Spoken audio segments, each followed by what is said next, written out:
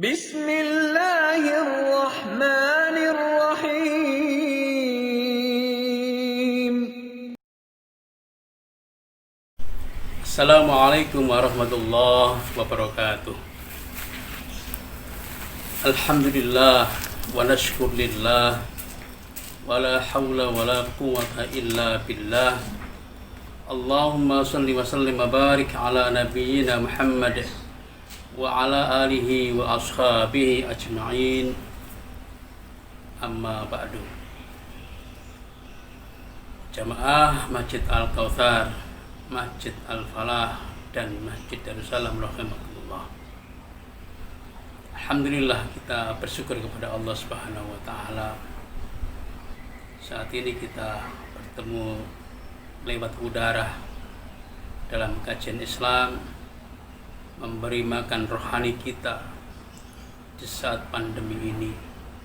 Mudah-mudahan dengan seringnya kita memberi makanan rohani untuk hati kita, menjadikan imunitas, kekebalan dalam tubuh kita, sehingga kita semuanya dihindarkan oleh Allah Subhanahu wa taala dari virus corona ini.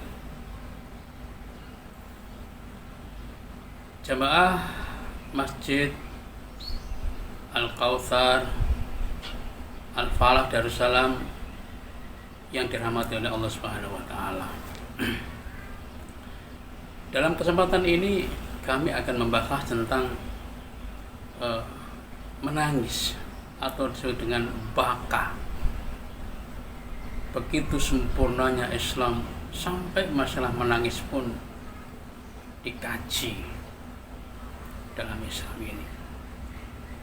Karena menangis itu bisa menjadikan orang itu hidupnya tenang.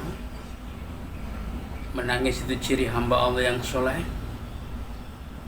Menangis itu mengeluarkan racun-racun dalam tubuh. Ada hadis dalam Rasulullah, "Lau ta'lamu ma a'lamu la dhahiktum qalila wa la bakaitum katsira." Seandainya kamu mengetahui apa yang ku tahu, andai kata kamu melihat apa yang kulihat, tentu kamu akan sedikit tertawa dan banyak menangis. Dan ini dialami oleh Rasulullah SAW dan sahabat-sahabat Rasulullah SAW. Rasul pernah menangis ketika seorang sahabat disuruh membaca Al-Quran. "Hai sahabat, bacakan Al-Quran kepadaku." Setelah dibaca sampai surah An-Nisa, Rasulullah mengatakan berhenti dan Rasulullah menangis. Karena apa? Tentang adab Allah Subhanahu wa taala. Hal ini pula terjadi pada sahabat Rasulullah Ubay bin Ka'ab. Rasulullah pernah bersabda, "Innallaha azza wa jalla amaroni an aqra'a ilaika lam yakunil ladina kafaru min ahlil kitabi wal musyrikina munfakkina hatta ta'tiyahumul bayyinah." Kemudian Ubay bin Ka'ab mengatakan, "Sammani ya Rasulullah, apakah Allah Subhanahu wa taala menyebut namaku wahai Rasulullah?" "Na'am, iya, Allah menyebut namamu wahai Ubay bin Ka'ab." Apa amalan yang istimewa bagi Ubay bin Ka'ab sehingga namanya disebut-sebut oleh Allah Subhanahu wa taala? Ternyata Ubay bin Ka'ab ini adalah sahabat Rasulullah yang pandai menulis sejak belum masuk Islam sampai setelah masuk Islam. Yang menulis surat-surat Rasulullah, yang menulis Al-Quran ketika diturunkan kepada Rasulullah, Ubay bin Ka'ab. Sahabat yang luar biasa. Kalau 30 juz itu dibaca dalam 8 hari Qiyamul Lail tahajud, itu Abdullah bin Ka'ab itu khatam, hadirin yang berbahagia. Khatam dibaca selama 8 hari, menghatamkan 30 juz untuk sholat tahajud. Bagaimana enggak dekat kepada Allah orang yang senantiasa sholat tahajud, membaca Al-Quran, kalamullah. Maka Ka'ab bin Malik mengatakan, "Samani, apakah Allah menyebut namaku wahai Rasulullah?" "Na'am, Allah menyebut namamu." Fabaka, kemudian Ubay bin Ka'ab menangis. Ubay bin Ka'ab menangis. Pemirsa yang dirahmati oleh Allah Subhanahu wa taala, menangisnya Ubay bin Ka'ab itu bukan karena cengeng, tidak. Namun pertama adalah karena syukurnya.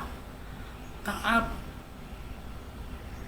Ubay bin Ka'ab ini bersyukur kepada Allah Subhanahu wa taala. Kenapa namanya disebut oleh Allah Subhanahu wa taala, sampai menangis. Ta'zim kepada Allah Subhanahu wa taala, senangnya, syukurnya, sampai Ubay bin Ka'ab bisa menangis. Masya Allah, tangisan seperti ini adalah tangisan syukur. Orang itu bisa menangis karena bersyukur kepada Allah, karena senang, karena ta'zim kepada Allah Subhanahu wa taala. Walaupun ada juga orang yang menangis karena bersedih, ditinggal keluarganya, meninggal dunia, dia menangis. Barangnya hilang, keluarganya yang tidak ada, dia menangis. Bisa karena sakit menangis.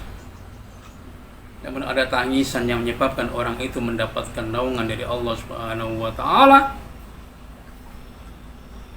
di hari kiamat, ketika tidak ada naungan sama sekali kecuali naungan Allah. Ketika antara bumi dengan langit jaraknya yang tinggal 3 mil, ada 7 golongan yang dapat naungan, semuanya orang kepanasan. Maka 7 golongan dapat naungan itu, salah satunya adalah wa rajulun dzakarallah khalian fafadat aynahu. Seorang laki-laki yang mengingat Allah Subhanahu wa taala di waktu yang sunyi, ingat Allah Subhanahu wa taala, fafadat aynahu, kemudian dia bisa mengalirkan air matanya, dia menangis karena Allah Subhanahu wa taala di waktu sunyi. Ketika sholat tahajud, kemudian dia membaca ayat Al-Adab, dia menangis ketika tidak ada orang lain yang melihatnya, nggak ada orang lain yang mendengarnya, dia menangis karena Allah Subhanahu wa taala. Ubay bin Ka'ab ini